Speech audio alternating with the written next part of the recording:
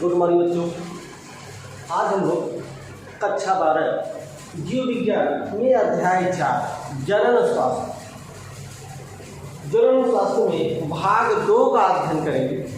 और पिछले वीडियो में हमने जनन स्वास्थ्य में भाग 1 का अध्ययन कर लिया और आज हम लोग जनन स्वास्थ्य में भाग 2 का अध्ययन करेंगे। और पहले भाग में हम लोगों ने देखा था गर्भ निरोधक किसे कहते हैं, और गर्भ निरोधक की एक विधि का हमने अध्ययन कर लिया था, IUD इंट्रायूटेराइन डिवाइस के विषय में हमने अध्ययन कर लिया था। और आज हम गर्भ निरोधक की अन्य विधियों का अध्ययन करेंगे। और आज हम लोग शल्य क्रिया विधि, सर्जिकल मेथड, दूसरा सगर्भता का चिकित्सीय समापन MPP तथा बंध्यता के विषय में अध्ययन करें। तो चलिए हम लोग अध्ययन शुरू करते हैं। और पहला जो हम लोग अध्ययन करेंगे बच्चों वह है शल्य क्रिया विधि, जिसको हम लोग बोलते हैं सर्जिकल मेथड के विषय में हम लोग अध्ययन करेंगे। तो यह शल्य क्रिया विधि या सर्जिकल मेथड क्या है बच्चों? यह वह मेथड है जो नर और मादा में अलग अलग ऑपरेशन के द्वारा, सर्जिकल के द्वारा गर्भ धारण को रोका जाता है। और ऐसी विधि को हम शल्य क्रिया विधि या सर्जिकल मेथड कहते हैं। और बच्चों शल्य क्रिया विधि को हम लोग नसबंदी भी कहते हैं। तो देखते हैं हम लोग कि शल्य क्रिया विधि में क्या होता है। शल्य क्रिया विधि में अर्थात सर्जिकल मेथड में नर और मादा दोनों में अलग अलग यह मेथड किया जाता है। और यह मेथड के द्वारा छोटा सा ऑपरेशन होता है। छोटे से ऑपरेशन के द्वारा जो है हम गर्भ निरोधक धारण को रोका जाता है। इसे शल्य क्रिया विधि या सर्जिकल मेथड कहते हैं। इसमें नर में अलग होता है और मादा में अलग होता है। तो पहले हम नर में अगर देखें, नर में किस तरह से होता है। नर में बच्चों जो आपका विषण कोष होता है, विषण कोष के पास ही एक छोटा सा ऑपरेशन होता है। ठीक है, तो यहाँ हम लोग अध्ययन कर चुके हैं पार्ट 3 में विषण जो है किसे कहते हैं, विषण कोष क्या होता है, इसके विषय में अध्ययन कर लिए हैं। तो यहाँ पर हम लोग बच्चे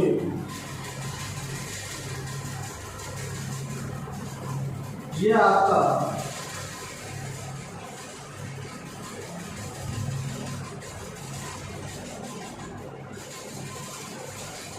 यह विषण है बच्चों। हम लोग विषण को बना रहे हैं।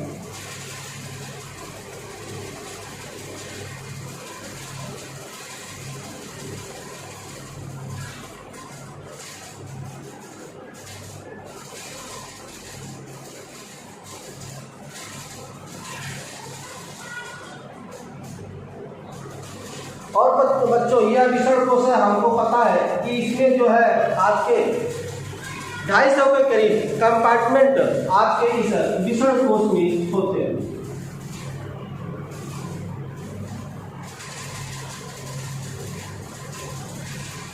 यह कंपार्टमेंट इस तरह से होते हैं बच्चों। ठीक है, और ये यहाँ से आपका स्पर्म शुक्राणु यहाँ से निकलता है।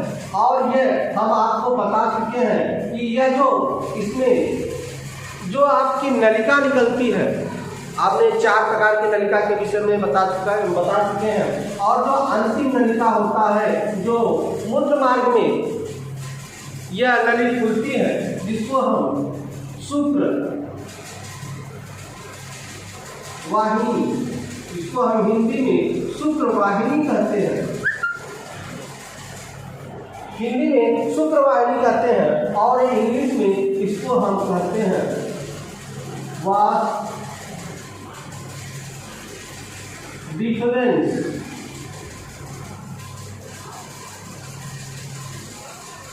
शुक्रवाहिनी या इसी को हम इंग्लिश में वास डिफरेंस कहते हैं। और यही जो शुक्रवाहिनी है जिसके द्वारा स्पर्म निकलता है, हम क्या करते हैं बच्चों कि यह नर में किस तरह से हम लोग ऑपरेशन करते हैं, क्योंकि इसी शुक्रवाहिनी से, इसी वास डिफरेंस के नली से ही आपका स्पर्म निकलता है, तो क्यों ना हम इसी शुक्रवाहिनी को काट कर बांध दें।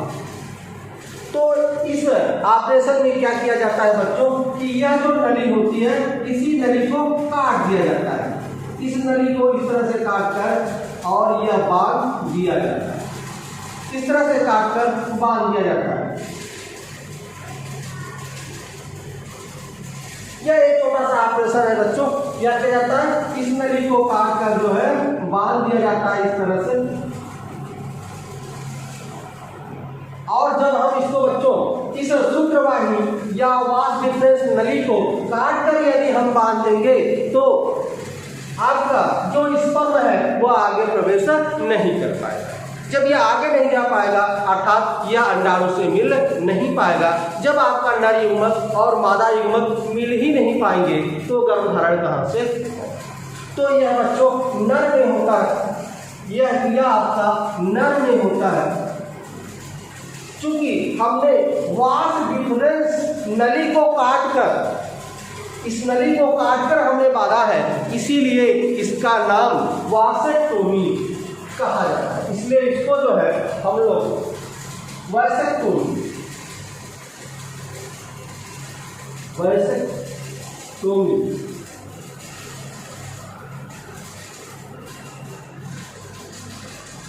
ठीक है बच्चों।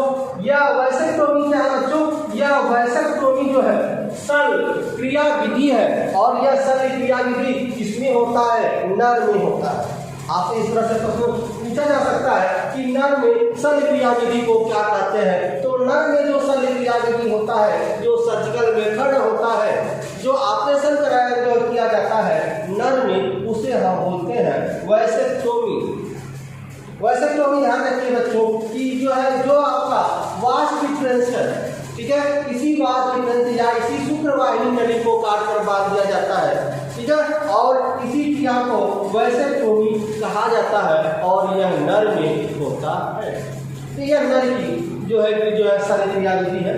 उसी तरह से मादा में भी शल्य क्रिया विधि किया जाता है।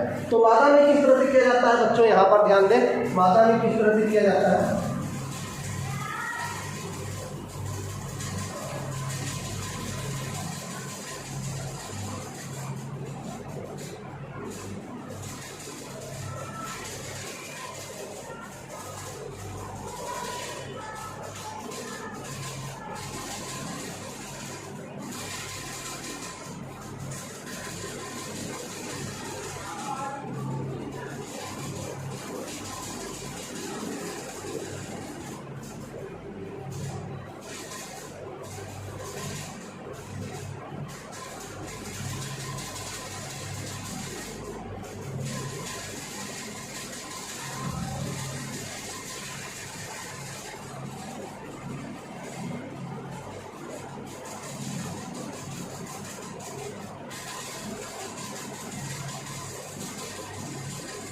इस तरह से बच्चों यहाँ पे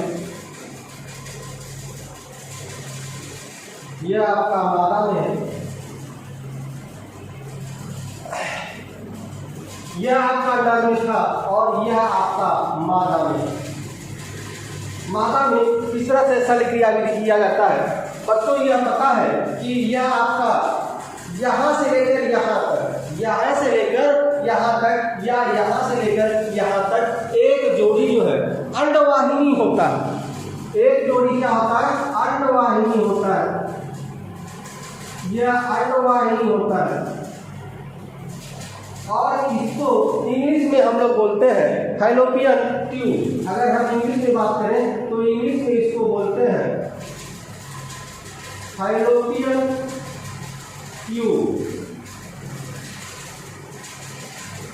इसको हम इंग्लिश में फैलोपियन ट्यूब कहते हैं। और ध्यान रखिएगा यह आपका जो है अंडाणु यहाँ पर उत्पन्न होता है और यह यहाँ से लेकर यहाँ तक, इसको हम अंडवाहिनी कहते हैं और इंग्लिश में इसी को हम लोग कहते हैं फैलोपियन ट्यूब। हम क्या करते हैं, इसमें इसी फैलोपियन ट्यूब को काट कर बांध देते हैं, इसी को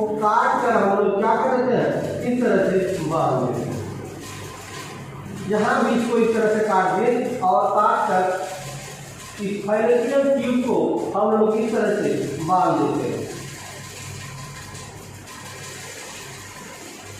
होता क्या है बच्चों कि जब हम फाइलोपियन ट्यूब को काट कर बांध देते हैं तो क्या होता है, अंडाणु उसके आगे प्रवेश नहीं कर पाता। जब अंडाणु उसके आगे प्रवेश नहीं कर पाएगा तो नर युग्मक और मादा युग्मक एक दूसरे से मिल नहीं पाएंगे और जिससे गर्भधारण की समस्या समाप्त हो जाए। इस तरह से बच्चों यह मादा में किया जाता है। मादा में क्योंकि फाइलोपियन ट्यूब है, इस ट्यूब के काटने से इसका नाम पड़ गया। क्योंकि यहाँ देखिए बच्चों यह ट्यूब है तो हमने ट्यूब को काटा है तो जिसके कारण इसका नाम पड़ गया है ट्यूबेक्टोमी।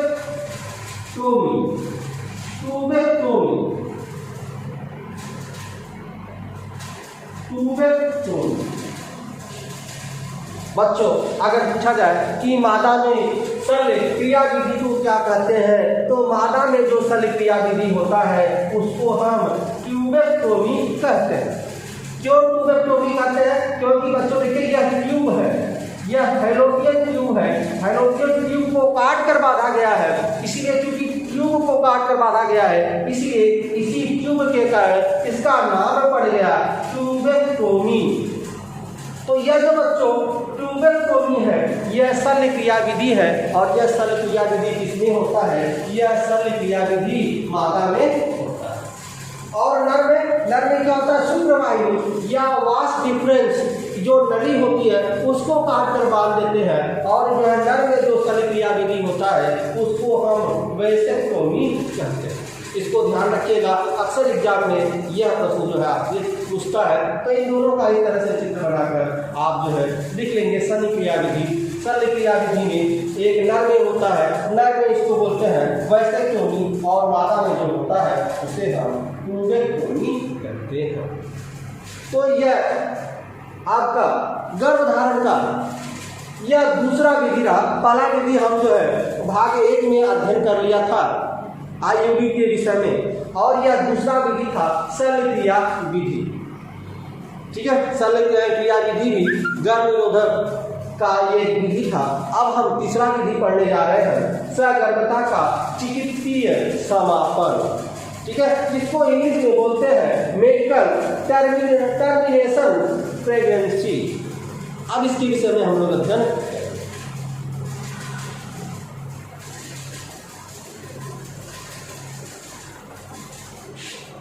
यह जो दूसरा विधि है बच्चों सगर्भता का चिकित्सीय समापन या इंग्लिश में बोलते हैं इसको मेडिकल टर्मिनेशन ऑफ प्रेगनेंसी या इसी को शॉर्ट फॉर्म में बोलते हैं MTP। शॉर्ट फॉर्म में कहते हैं इसको मेडिकल माने MT टर्मिनेशन और P प्रेगनेंसी, इसीलिए इसको शॉर्ट फॉर्म में हम लोग बोलते हैं MTP।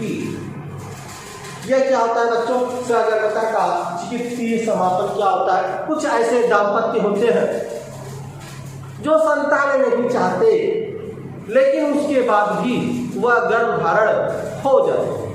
कुछ ऐसी माँ होती हैं जो न चाहते हुए भी गर्भधारण हो जाती हैं। ऐसे माँ क्या करती है? जो अनचाहे संतान होते हैं अर्थात न चाहने के बावजूद भी गर्भधारण हो जाता है उनको हम MTP शार्ट भाषा में बोलते हैं MTP या हम लोग इसको जानते हैं या कहते हैं गर्भपात।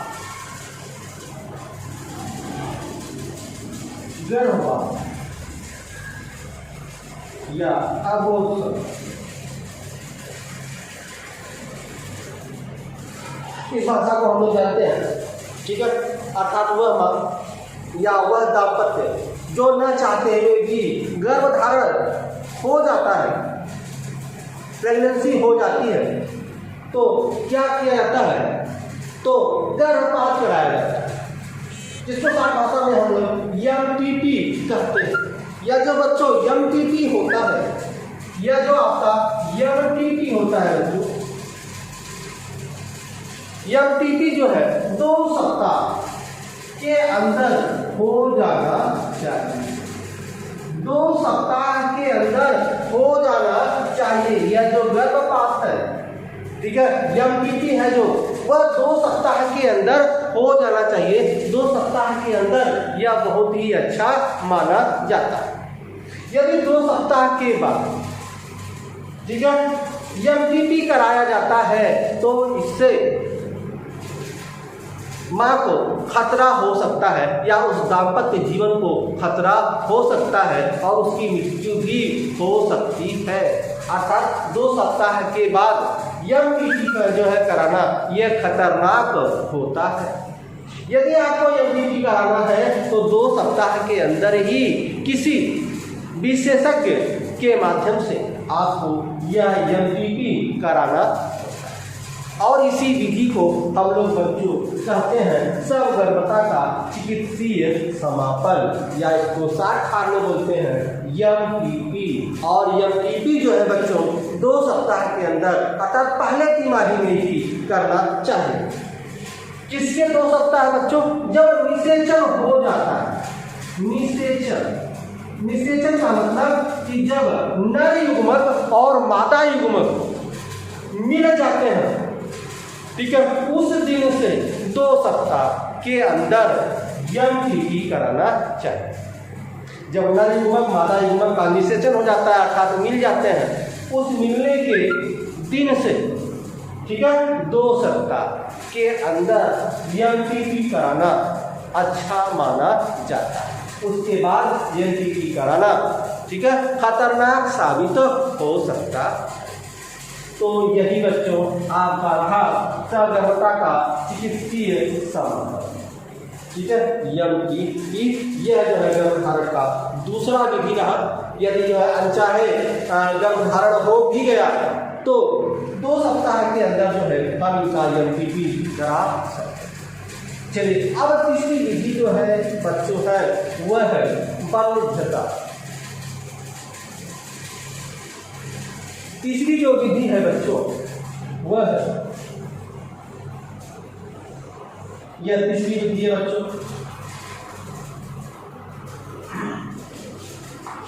बाल्यता। बाल्यता क्या है बच्चों? बाल्यता वह है या वह स्त्रियां होती हैं जो चाहकर भी संतान उत्पन्न नहीं करता, ठीक है। ऐसे स्त्रियों को या ऐसे दाम्पत्य को हम लोग क्या बोलते हैं?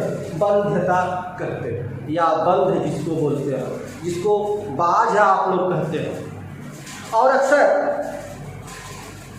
हम अपने समाज में अक्सर यह दोष स्त्रियों को देते हैं कि यह कमी स्त्रियों में ही होता है, स्त्रियों में ही बाझपन होता है, उनके कमी के कारण ही संतान उत्पन्न नहीं होता है। यह दोष लगाना गलत है, क्योंकि इसमें जितना दोष स्त्री का है उतना दोष पुरुष का भी हो सकता है।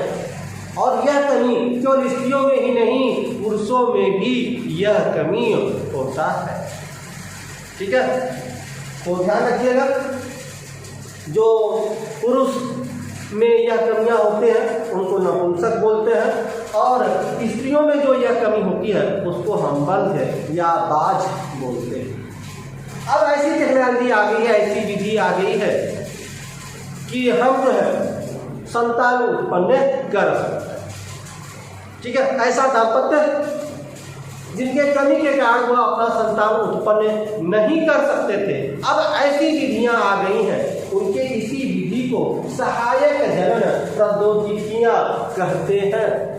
वह विधि जिसके जो दाम्पत्य है या जो दाम्पत्य जीवन है उनका कोई संतान नहीं है और उन दाम्पत्य में कुछ कमियां हैं, कुछ दोष हैं, जिसके कारण जो है वह पुत्र प्राप्त नहीं कर सकते, तो ऐसे अनेक विधियां अब आ गई हैं कि वह अब पुत्र प्राप्त कर सकते हैं, संतान का सुख भोग सकते हैं, ठीक है। और इसी विधि को हम सहायक जनन प्रौद्योगिकियां कहते हैं, जिसको हम शार्ट भाषा में ART कहते हैं।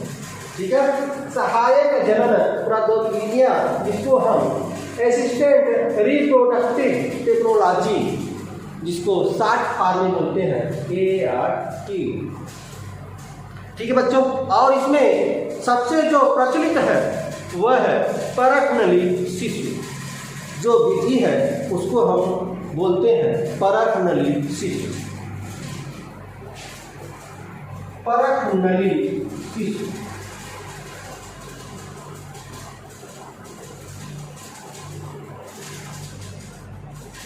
परख नली शिशु या जिसको हम टेस्ट ट्यूब बेबी भी कहते हैं, जिसको हम टेस्ट ट्यूब बेबी,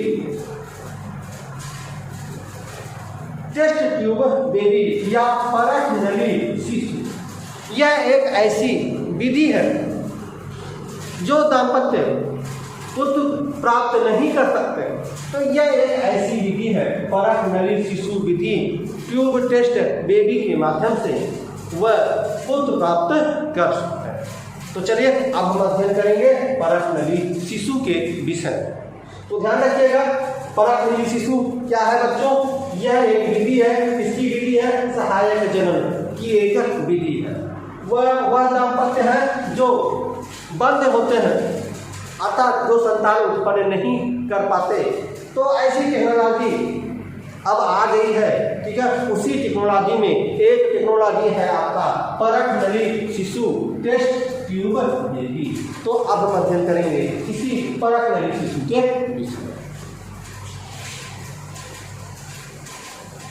यह बच्चों जो परख नली शिशु है, ठीक है, यह परख नली शिशु किस स्थितियों में यह कराया जाता है, पहले हम यह जानते हैं कि यह परख नली शिशु वह स्त्रियों में कराया जाता है जिस स्त्रियों का, ठीक है, उस स्त्री में कराया जाता है जिस स्त्री का अंडवाहिनी, जिस स्त्री का अंडवाहिनी विकृत हो, अंडवाहिनी विकृत हो,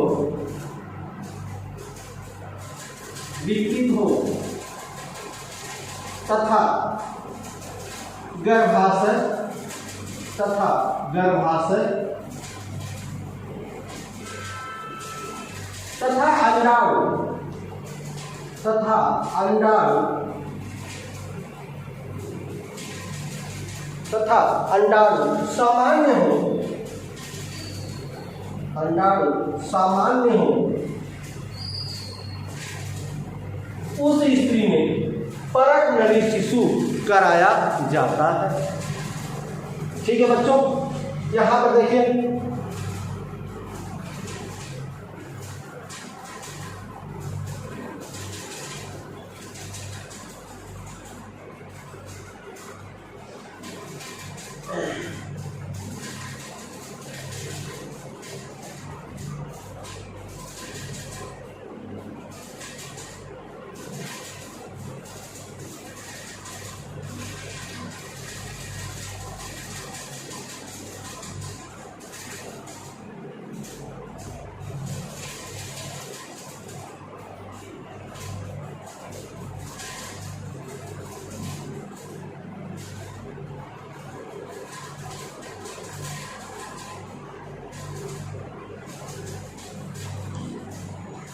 ध्यान रखिए बच्चों, यह आपका चित्र है।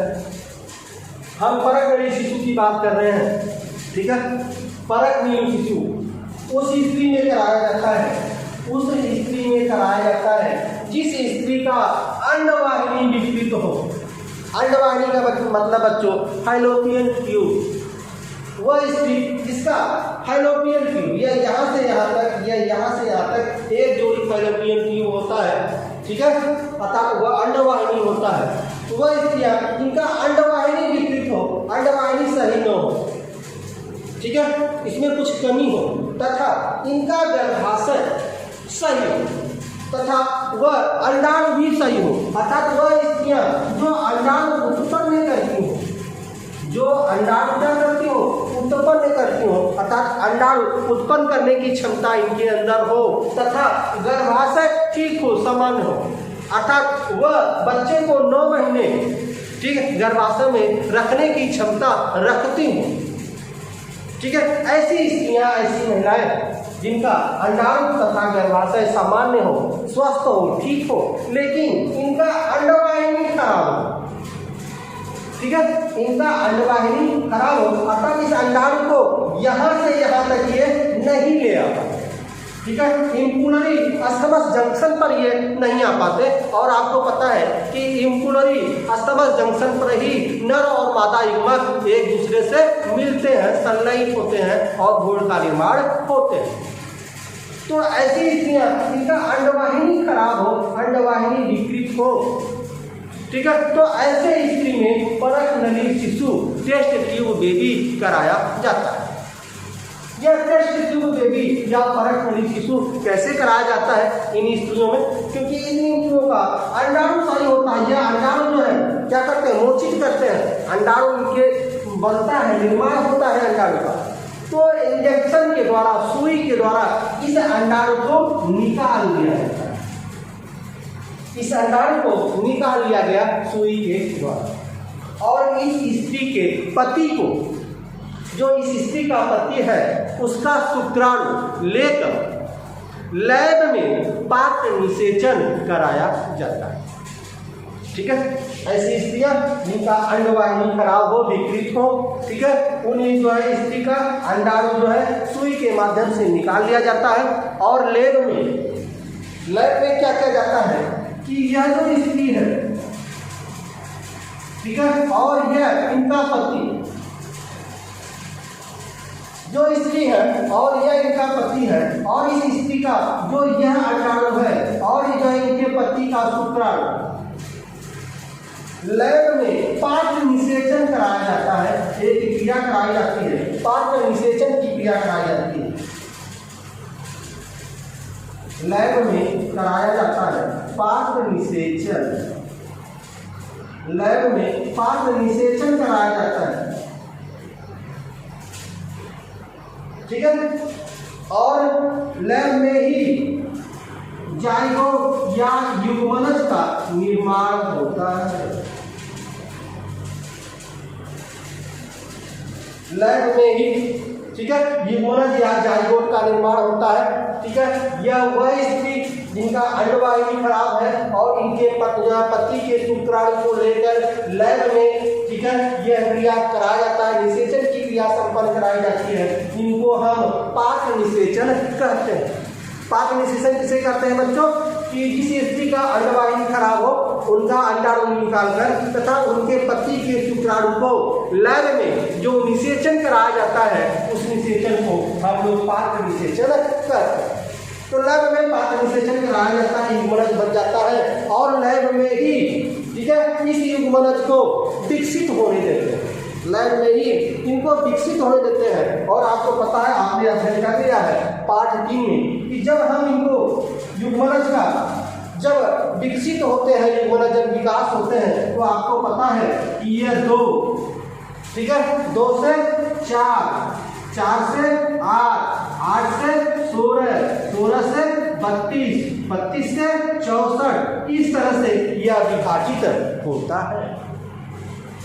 ठीक है बच्चों, तो आप देखते हैं जब युग्मनज बन जाता है तो यह युग्मनज लैब में ही इनको विकसित होने देते हैं, और इस तरह से 2, 4, 8, 16, 32, 64 जो है ब्लास्टोमेयर के रूप में यह विकसित होते हैं।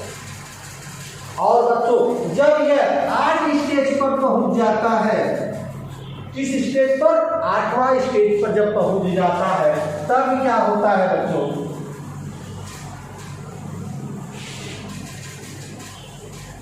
जब ये 8वां स्टेज पर पहुंच जाता है, ठीक है, ध्यान रखिएगा बच्चों, यह युग्मनज है जाइगोट, यह युग्मनज है जाइगोट, इसमें जाइगोट का स्थानांतरण होता है, यह ध्यान रखिएगा।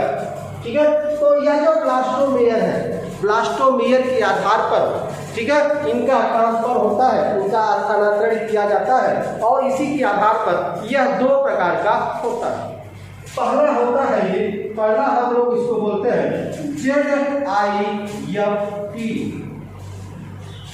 ध्यान दीजिए बच्चों, यह जो आपका युग्मनज बन गया, जाइगोट बन गया, इस युग्मनज और जाइगोट के आधार पर उनको दो भागों में बांटा गया है। पहला होता है ZIFT। ZIFT का मतलब क्या हुआ बच्चों? यह ZIFT, जे मतलब जाइगोट, आई इंट्रा, जाइगोट इंट्रा, यह फैलोपियन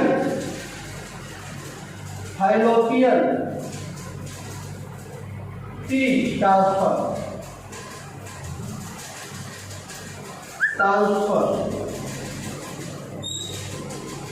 ठीक है, तो यह एक विधि है बच्चों ZIFT। ZIFT का मतलब बच्चों जाइगोट इंट्रा फैलोपियन ट्रांसफर। यह कब कराया जाता है बच्चों? यह तब कराया जाता है जब जाइगोट, ठीक है, अर्थात ब्लास्टोमेयर 8 स्टेज पर आ जाए। कब आ जाए? 8 स्टेज पर। यदि ये 8 स्टेज पर आ जाते हैं, अर्थात ब्लास्टोमेयर की संख्या 8 हो जाती है, तब कराया जाता है ZIFT, अर्थात जाइगोट इंट्रा फैलोपियन ट्रांसफर कहा जाता है। और यहाँ देखिए बच्चों, क्या है? फैलोपियन अर्थात यह फैलोपियन है, फैलोपियन ट्यूब। यह क्या है? फैलोपियन ट्यूब, जिसको हम हिंदी में बोलते हैं अंडवाहिनी। अर्थात जब ये 8 स्टेज पर पहुंच जाते हैं तो इनको हम अंडवाहिनी में स्थानांतरित कर देते हैं। किसमें स्थानांतरित कर देते हैं? अंडवाहिनी में। ठीक है, जब आपका जाइगोट 8 स्टेज पर, 8 ब्लास्टोमेयर पर पहुंच जाता है तो उस स्त्री के अंडवाहिनी में इसको हम स्थानांतरित कर देते हैं और इसी क्रिया को हम लोग बोलते हैं ZIFT या जाइगोट इंट्रा फैलोपियन ट्रांसफर। ठीक है, पहली विधि है। दूसरी विधि क्या है बच्चों? दूसरी विधि यह है, दूसरी विधि है बच्चों IUT। IUT बच्चों यह क्या है? आई माने इंट्रा,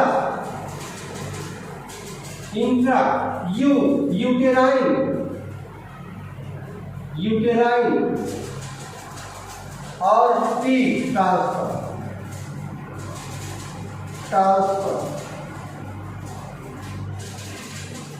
ठीक है बच्चों, तो यह पहली विधि रही ZIFT में जब 8 ब्लास्टोमेयर हो जाते हैं तब उसको अंडवाहिनी में स्थानांतरित कर देते हैं और इसी क्रिया को हम ZIFT कहते हैं। दूसरी विधि है IUT, I intra uterine T transfer. Uterine माने गर्भाशय। जब जाइगोट 16 या 32 के स्टेज में हो जाता है, जब यह 8 से अधिक 16, 32 या 64 के स्टेज में हो जाता है और जब इनको इस जाइगोट को स्थानांतरित किया जाता है तो इस जाइगोट को गर्भाशय में स्थानांतरित किया जाता है। जब जाइगोट को गर्भाशय में स्थानांतरित किया जाता है तो इस क्रिया को IUT इंट्रा यूटेराइन ट्रांसफर कहा जाता है। इस तरह से परख नली शिशु द्वारा जो है संतान उत्पन्न होता है।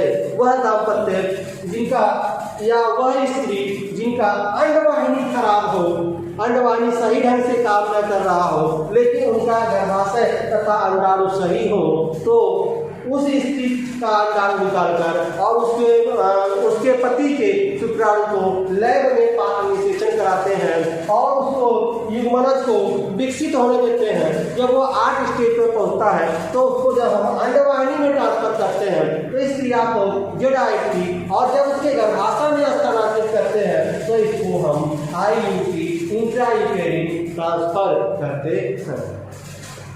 यह 2 विधि होगी। एक और विधि होता है बच्चों, ठीक है, एक विधि और होता है और वह तीसरी विधि है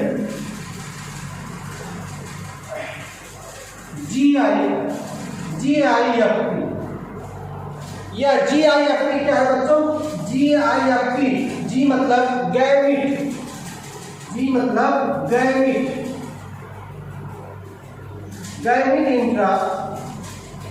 gamete intra fallopian fallopian transfer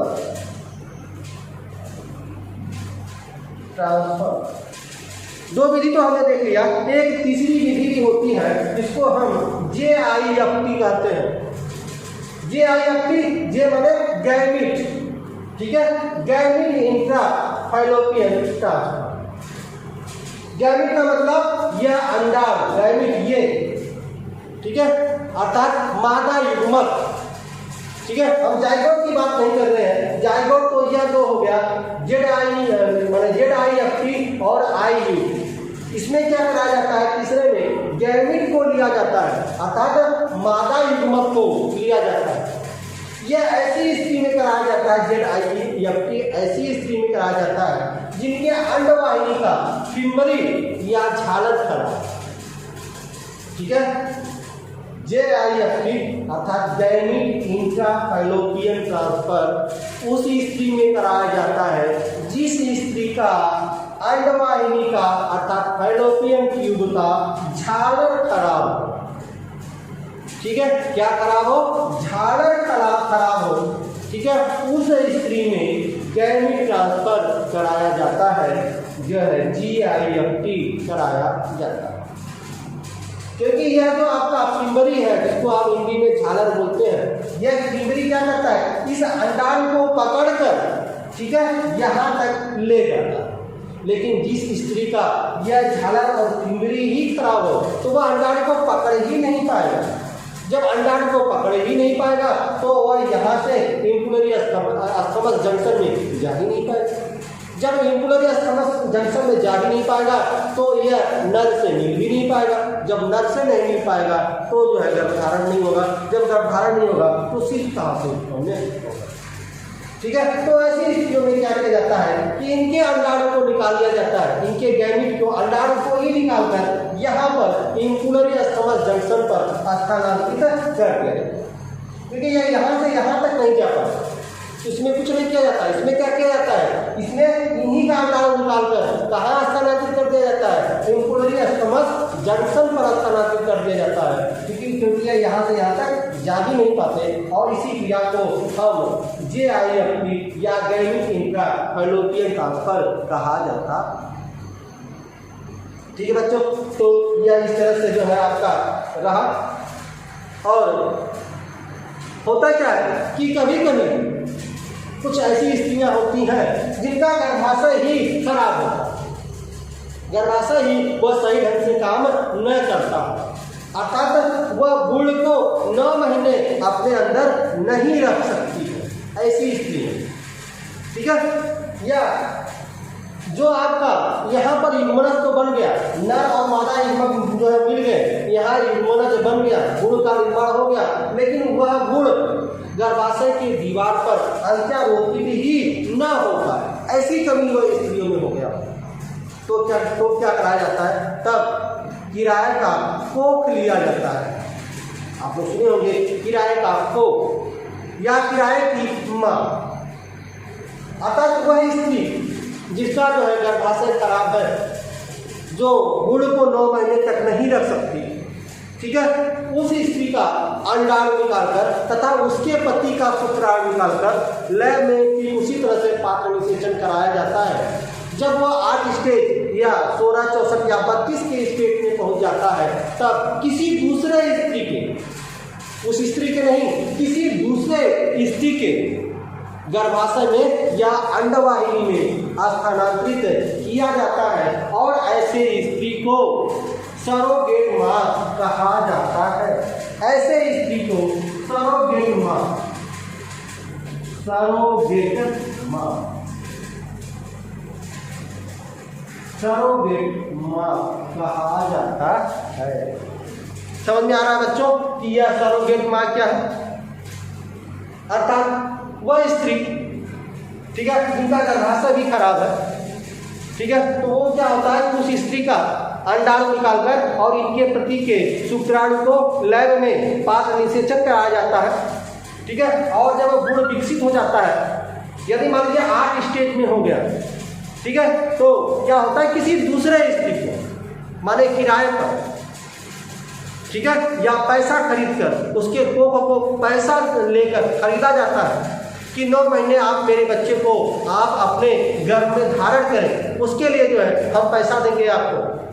तो यदि कोई स्त्री तैयार हो जाती है, ठीक है, कि ठीक है हम आपके भ्रूण को 9 महीने हम अपने गर्भ में धारण करेंगे, ठीक है, तो ऐसी स्त्री को, जो तीसरी स्त्री है जो इनके भ्रूण को, ठीक है, अपने गर्भ में धारण करती है, ऐसे स्त्री को, ऐसे माँ को हम लोग कहते हैं सरोगेट माँ, किराया वाला माँ, ठीक है, किराए की कोख वाली माँ, ठीक है, ऐसी माँ को सरोगेट माँ कहते, ठीक है बच्चों।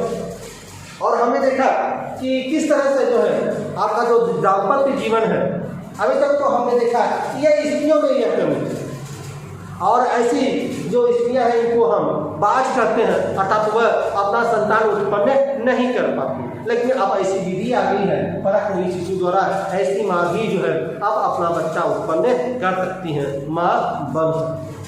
पुरुषों में भी यह कमी होता है। यहाँ तो हमने देखा कि इस स्त्री में कमी था, इसके अंडवाहिनी में विकृत था, या इसके गर्भाशय में कुछ कमी थी, ठीक है, इस तरह की और भी कमियां जो है स्त्रियों में होती है। लेकिन स्त्रियों के साथ साथ जो है इनके पति में भी, अर्थात पुरुषों में भी कमी होता है।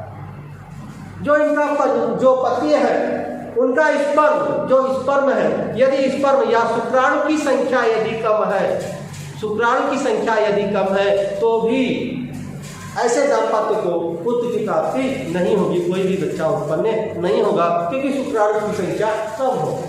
जब शुक्राणु की संख्या कम हो जाती है तो भी जो है यह समस्या हो जाती है। तो ऐसे जो पुरुष होते हैं उनको हम नपुंसक कहते हैं। तो क्या किया जाता है कि ऐसे पति का शुक्राणु निकालकर, ठीक है, क्या किया जाता है, उनको स्टोर किया जाता है, और ठीक उसी तरह से इनका भी जो है फर्टिलाइजेशन की क्रिया कराई जाती है। तो हमने देखा कि जो है यह कमी केवल स्त्रियों में नहीं बल्कि पुरुषों में भी होता है, ठीक है, और जो पुरुष में यह कमी होता है उसको नपुंसक, और जो स्त्री में यह कमी होता है उसको हम बाज कहते हैं। लेकिन अब यह समाप्त हो गया है। अब ऐसी टेक्नोलॉजी आ गई है, ऐसी विधि आ गई है कि अब वह अपना बच्चा जो है उत्पन्न कर सकते हैं, जिसको हम परक शिशु कहते हैं, टेस्ट ट्यूब बेबी कहते हैं। इस तरह से जो है हमने देखा कि गर्भधारण माने गर्भ निरोधक की हमने 3 और 4 विधियाँ पढ़ लिया है, ठीक है। और इस अध्याय का हमने भाग 2 आज समाप्त कर लिया, जन्म स्वास्थ्य का, ठीक है। अब इसका अगला भाग अगले वीडियो में हम पढ़ेंगे। तब तक के लिए बच्चों